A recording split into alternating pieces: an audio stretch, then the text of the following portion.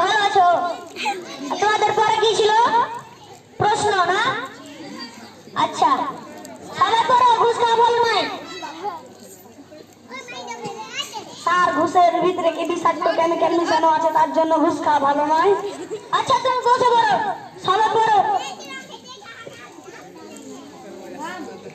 ভালো লাগে। বলো, তাজমহল কোথায় অবস্থিত? জানি না স্যার। বেঞ্চে বসো। স্যার, বেঞ্চের উপরে দাঁড়ালে কি তাজমহল দেখা যাবে? আচ্ছা, বসে পড়ো। সিফাত, দাঁড়াও। তুমি বড় হয়ে কি করবে? বিয়ে করবো।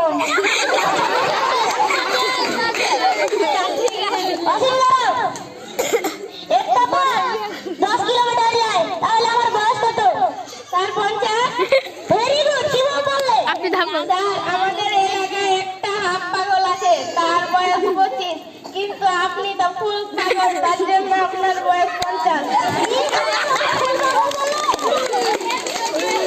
তোমাদের ক্লাসে শুনতে ভালো লাগছে না, বসে পড়ো।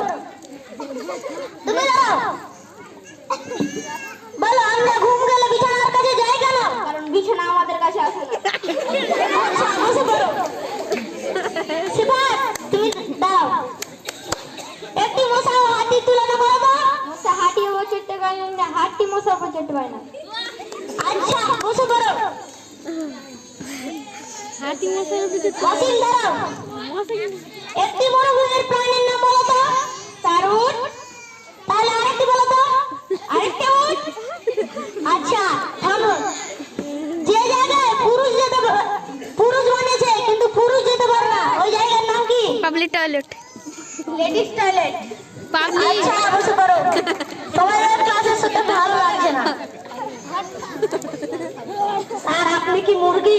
এই, আমি কেন মুরগি হতে যাবো? কি সব বলতে হবে? আমাকে প্রতিদিন খাতারে ডিম দেন কেন? খাতাতে আর